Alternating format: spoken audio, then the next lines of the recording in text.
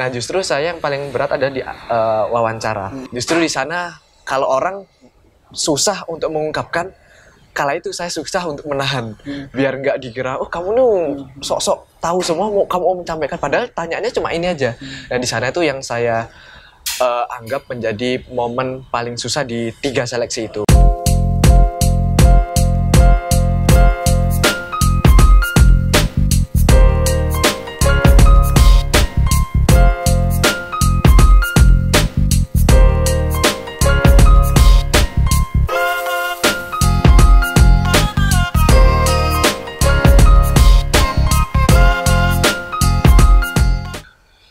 Kalau secara teknis persiapan tentu nggak banyak ya, karena saya cuma hanya punya satu referensi, yaitu jalur yang saya ambil ini LPDP, khususnya afirmasi santri. Bahkan kemarin ketika regulator dibuka itu, saya sudah pesimis ya.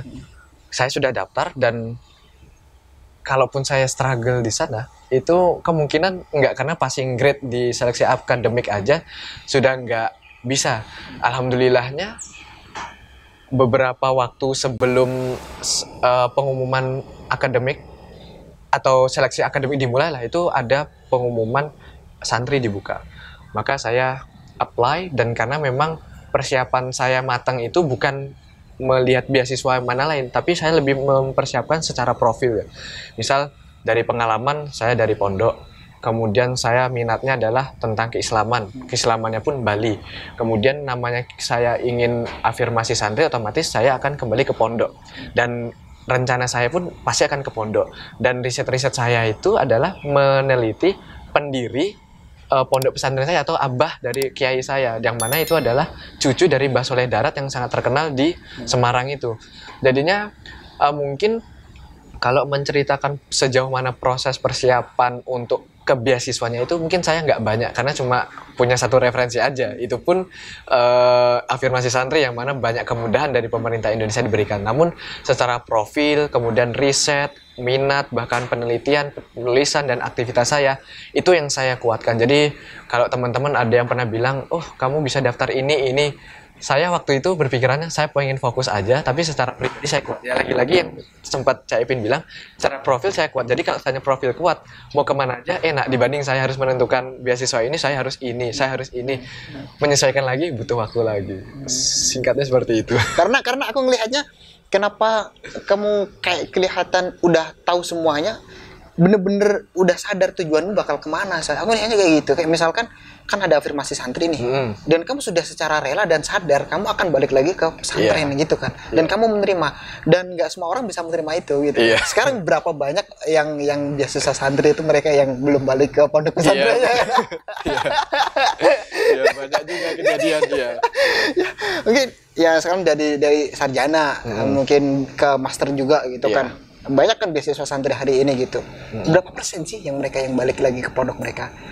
Ada bahkan beberapa kali saya diskusi sama teman-teman itu untuk meloloskan mereka dari pelaporan itu. Kalau mereka harus ngabdi juga kan di pondok gitu kan. Betul. Mereka bisa membuat laporan gitu ya.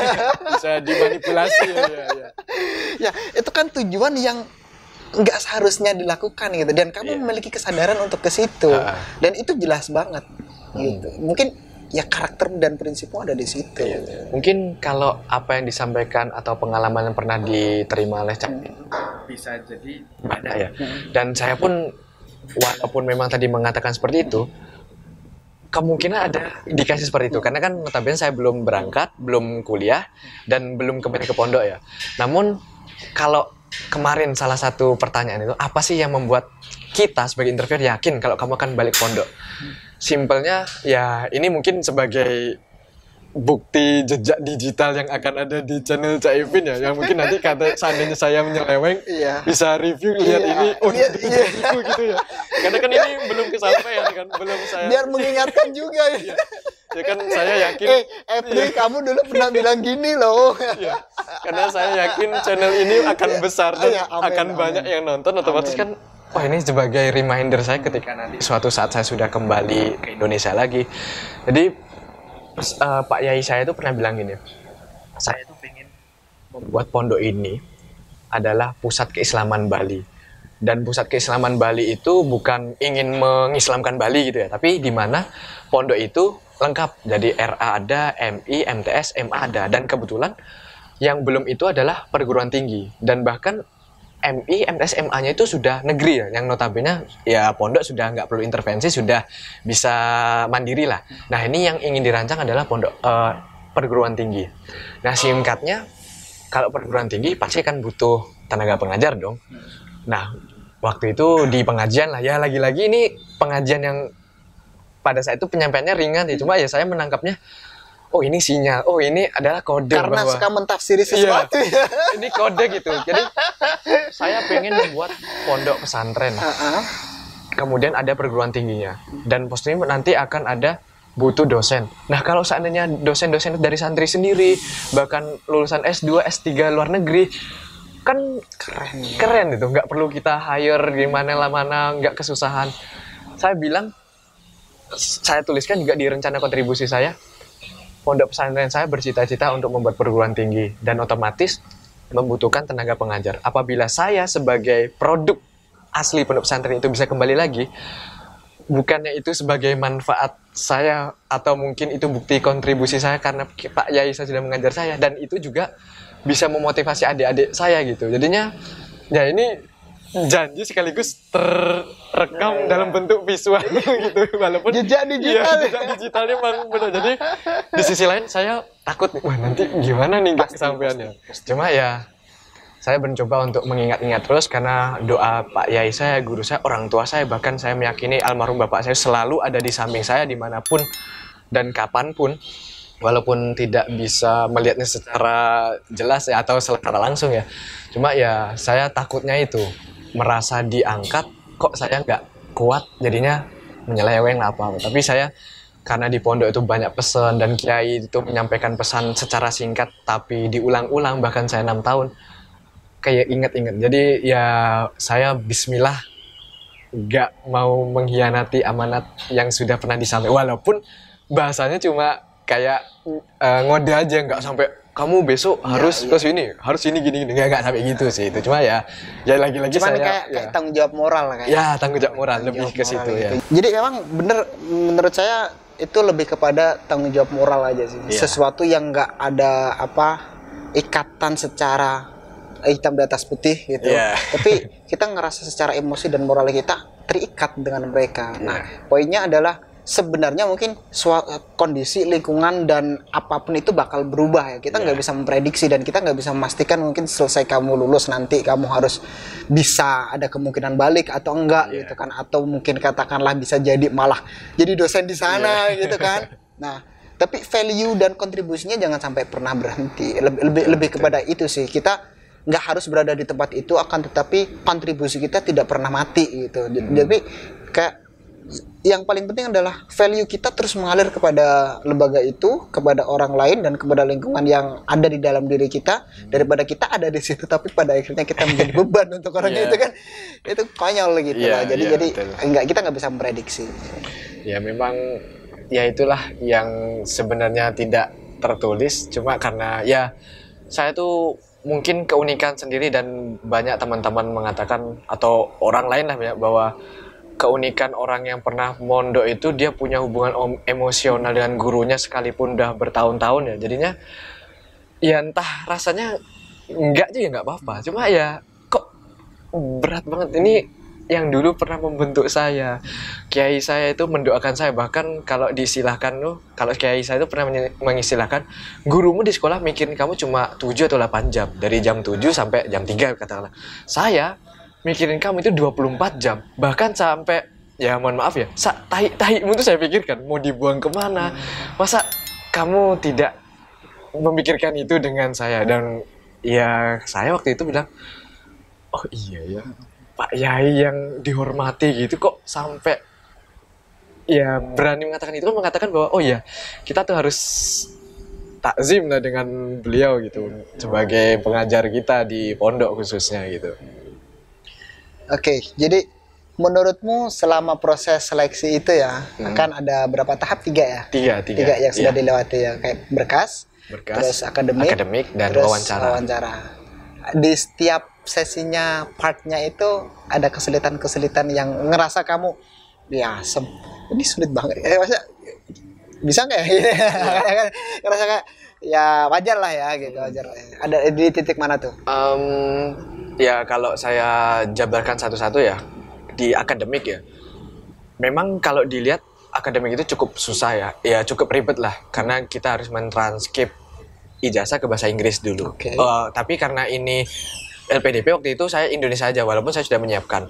Dan secara persyaratan tuh saya memang sudah dari jauh-jauh hari pernah ikut webinar ya. Saya juga kelas-kelas mentoring, kemudian webinar tentang LPDP sendiri itu sudah sering lah setidaknya, walaupun LPDP itu setiap tahun bisa berubah-berubah. Bahkan yang tahun ini saya ikut itu banyak banget perubahannya. Itu bisa saya sesuaikan gitu. Kemudian di akademik itu memang itu sebenarnya akan menjadi susah kalau saya ngambil jalur reguler. Karena kan saya nggak terlalu bisa di numerik, kemudian ya yang terkait dengan matematika lah. Walaupun dulu saya sempat pernah suka matematika, tapi ketika sudah berumur atau sudah kok susah banget ya. Di sana saya sempat susah karena passing grade di reguler itu sangat tinggi. Nah itu juga karena berkah dari santri, berkah doa kiai, adalah jurusan santri yang passing grade-nya itu jauh dibanding reguler itu. Sehingga dengan yang saya pas-pasan itu bisa, alhamdulillahnya lewat lah, walaupun pas-pasan lewatnya juga kan. Nah justru saya yang paling berat ada di wawancara, karena saya sempat ikut mock interview, bahkan dengan salah satu tutor kita, Miss Ida, itu saya sempat latihan. Oke lah, secara profil kamu kuat. Ya, seperti yang saya sampaikan tadi, saya menyiapkan profil semata mungkin. Namun ada indikasi kamu akan menjadi argumen yang bisa menjadi bumerang gitulah. Mungkin kamu overconfident, terus kamu terasa kayak kamu merasa mau ingin semuanya gitu ya. Justru di sana kalau orang susah untuk mengungkapkan, kala itu saya susah untuk menahan biar nggak dikira kamu nih sok-sok tahu semua, kamu mau menyampaikan, padahal tanyaannya cuma ini aja. Dan di sana itu yang saya anggap menjadi momen paling susah di 3 seleksi itu. Dan itu pun sempat ada pertanyaan yang membuat saya ragu. Mas, kamu kan itu santri, terus apa sih kaitannya dengan bahasa Inggris? Kan ya kalau kita nggak persiapan, saya jurusan kuliahnya nggak ada bahasa Inggrisnya, di pondok pun juga identik dengan Arab, kok saya ke kampung Inggris, terus apa kaitannya gitu. Nah itulah yang alhamdulillahnya ya, dengan beberapa latihan, persiapan, dan sharing-sharing, dan teman-teman, dan juga tutor, bahkan dosen-dosen saya, alhamdulillah ya bisa teratasi, walaupun ketika menunggu pengumuman itu ya deg-degser gitu. Takut nanti kalau nggak keterima habis di sini mau kemana gitu. Benar. Iya. Seperti itu kira-kira. Di wawancara ya. Karena kadang-kadang itu ngejebak juga sih menurut saya. Iya, betul. Terlalu siap dalam persiapan. Ada akhirnya kita menganggap bahwa kita udah siap gitu. Dan kita overconfident. Nah, itu juga yang saya sama sih. Ya udah emosi lagi. Kayak kalau misalkan dalam hal trading atau misalkan bermain investasi itu kan investasi mungkin ada objektivitas secara hitung-hitungan nilai dan angka gitu, tapi tidak bisa dihilangkan juga dari sisi emosi. Nah, kalau misalkan mau persiapan nilai objektivitas sudah, tapi emosimu sudah atau belum gitu. Iya, betul. Makanya mensinkronkan antara istilahnya ya. Intinya yang emosional, spiritual, dan apalagi satunya itu memang sangat berat ya, apalagi kalau sudah dianggap bisa dan justru menahannya. Jadi salah satu ujian terbesar bagi orang yang dianggap banyak tahu itu adalah menahan. Jangan paling tahu harus ini. Justru saya lebih ya Allah, ini saya dulu ini nih nggak pas ini. Tapi kalau kamu salah gitu, ya apa bedanya saya sama orang yang di medsos ribut-ribut itu, dikit-dikit komen. Itulah yang saya coba untuk, walaupun ya susah. Memang susah banget. Soalnya aku pun hari ini gini ya, selalu memandang bahwasanya orang yang suka mendengarkan itu semakin jarang gitu. Jadi mendengarkan bukan cuma mendengarkan, tapi mendengarkan dengan atensi. Dan ya itu jarang gitu loh. Mereka semuanya pengen berargumen tanpa mereka bisa mengendalikan. Kayak contoh ribut banget kan sekarang media sosial kita gitu. Betul. Semuanya dikomeni, komennya bagus-bagus atau nge-support gitu, enggak, caci maki. Ini dunia apa?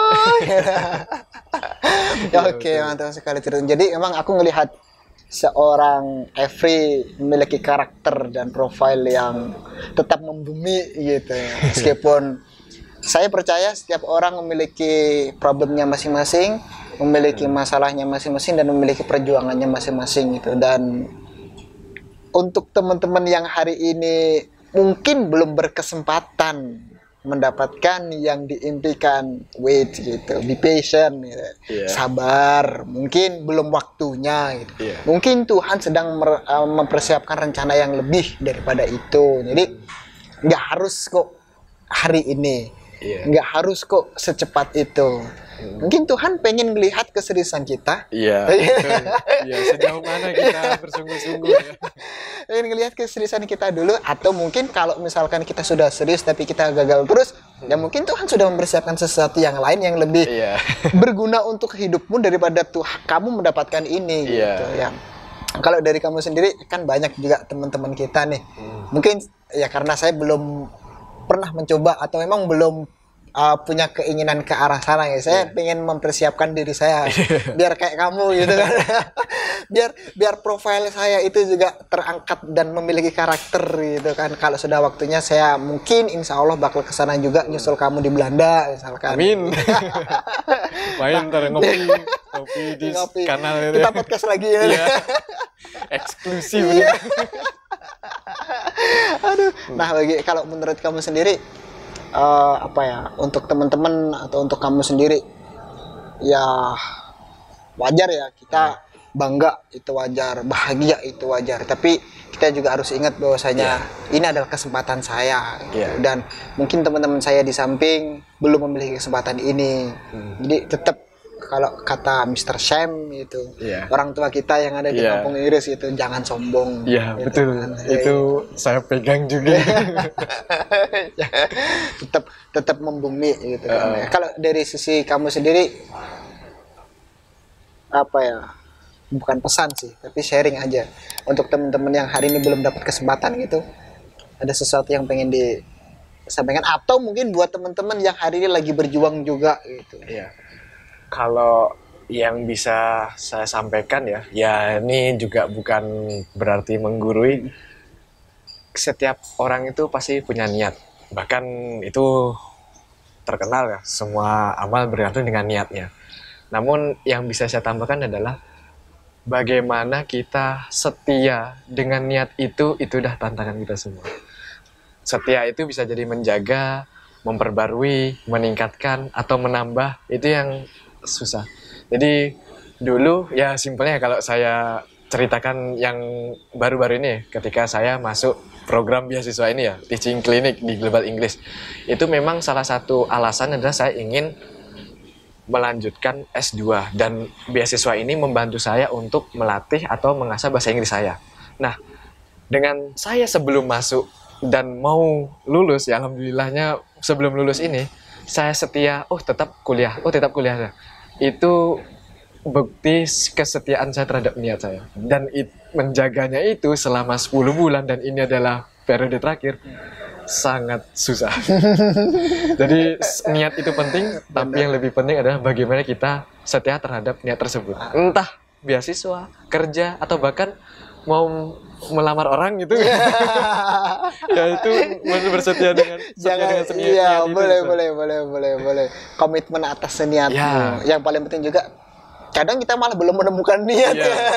Ya mungkin saya mengatakan menggunakan niat, karena itu bentuk improvisasi saya terhadap pemahaman apa yang pernah saya sampaikan. Mungkin kalau pasarannya harus konsisten, istiqomah. Nah, kata-kata familiarnya harus konsisten, harus komitmen. Tapi saya mencoba untuk menafsirkan dengan bahasa saya sendiri, sehingga ketika saya menafsirkan dengan bahasa saya sendiri, saya lebih ingat, yaitu niat dan harus setia terhadap niat. Ya lagi-lagi itu be konsisten atau istiqomah, nggak jauh beda. Cuma ya saya variasiin aja gitu. Terakhir nih. Oke. Ngebayangin untuk hidup di sana gimana? I mean,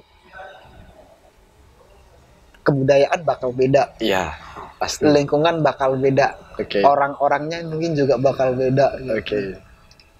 Lifestyle mungkin Iya. juga bakal beda. Ada ketakutan nggak? Kekhawatiran? Ya pasti kekhawatiran ada ya, atau lebih tepatnya akan ada culture shock gitu. Bener. Namun kalau berdasarkan teman-teman atau senior sudah pernah ke sana, dan ini pun kan baru berdasarkan, belum saya alami ya. Karena kalau punya karakter santri dan memang itu benar-benar santri, insya Allah akan nggak kesusahan. Karena kenapa? Santri itu makan sudah susah, tidur susah, Bener. kemudian dimusuhin iya, bahkan jadi bulan-bulanan dibully-bully itu iya juga. Iya hari. Iya, tiap hari bahkan iya. Jadi kalau seandainya itu akan terjadi secara tidak langsung, secara mental, oh ini nggak merupakan yang baru. Maksudnya ya pasti akan kaget, tapi nggak sampai langsung sakit mental atau apa ya. Cuma ya lagi-lagi karena memang ini baru berdasarkan katanya dan sumber-sumber yang saya dapatin, ya insya Allah amatan saya bisa. Tapi ya tetap saya nggak boleh terlalu merasakan Overconfident ya, lagi. Tahu-tahu iya dia ngomong kan 10 tahun yang lalu. Saya gini, oh ini apa gitu ya. Tapi ya Nggak, aku setuju sama karakter santri itu sih, bener sih. Maksudnya kayak seharusnya emang kita ketika keluar dari pesantren itu Iya. kita karakternya udah terbangun karena kita lapar aja kita Iya. bertahan loh. Iya. Masa kita keluar dari pesantren kita kelaparan aja sedikit udah ngeluh gitu kan? Iya, betul. Kita di pesantren itu dibully udah biasa loh gitu loh. Dengan jadwal yang padat banget Iya. itu udah biasa loh. Masa di luar dengan jadwal yang gini aja kamu udah ngeluh, udah nggak kuat, udah Iya. apa ya, terkena mental health gitu. Betul. Ada kayak gitu ya. Mantap sekali. Oke. Itu saja. Mungkin ini terakhir banget. Iya. Pesan untuk diri sendiri. Biar nanti suatu saat Oh, bisa iya. diputar lagi. Ini kan jejak pesan digital. untuk diri sendiri. Iya. Kalau saya pesan diri sendiri itu adalah kalau bercita-cita itu alangkah baiknya untuk masyarakat. Karena kalau kita bercita-cita dengan masyarakat, secara tidak langsung kita akan cipratan. Tapi kalau kita bercita-cita untuk diri sendiri atau memperkaya diri sendiri, itu susah kesampaian. Jadi saya lebih berharap orang mendoakan saya dibanding saya hanya berdoa untuk diri saya sendiri. Jadi saya mendoakan orang lain, dengan mendoakan orang lain, orang mendoakan saya, dan pasti saya akan didoakan juga. Itu lebih baik, dan saya coba bagaimanapun menjadi implementasi dari orang yang bermanfaat, walaupun susah. Itu pesan di sana. Semoga beberapa waktu yang akan datang saya nonton ini di sesi menit-menit terakhir, atau bahkan ini jadi highlightnya. Itu yang akan saya tonton dan saya ingat-ingat, dan ya tidak menutup kemungkinan saya akan lupa, akan saya salah, ya saya akan mencoba untuk memperbaiki. Karena kita memang tidak akan pernah keluar, tidak pernah jauh dari kesalahan itu. Yang paling penting adalah kita sadar dan kita mengakui bahwasanya itu salah itu. Jadi untuk teman-teman juga ini pesan, kalau misalnya ada orang lain yang salah, orang lain keliru, masih tersesat, kalau mengingatkan ya jangan keras-keras. Itu ingatkan dengan bijak. Orang panutan kita Nabi Muhammad aja kalau ngingetin orang santai-santai aja, nggak pernah marahin orang kan ya. Itu masa kamu yang bukan Nabi marah-marahin orang. Betul. Oke, terima kasih banyak atas ceritanya Every. Ya, Mulai sama-sama. dari motivasi dulu perjalanannya dari Bapak. Semoga Bapak selalu tenang di sana ya. Kita doakan bareng-bareng juga untuk Bapaknya Every. Semoga bangga melihat Every sudah sampai pada titik ini, dan perjuangannya masih panjang Every. Masih belum di sana, nanti kan panjang. Ini masih awal, perjuangan baru dimulai. Itu semoga tetap diberikan kekuatan menyelesaikan perjalanan gitu. Kita doakan bareng-bareng untuk Every, semoga selalu menginspirasi kita, dan jangan cuman Every yang menginspirasi, tapi kita juga harus bisa menginspirasi diri kita dan orang yang ada di sekitar kita. Terima kasih banyak atas waktunya. Sama-sama Cak.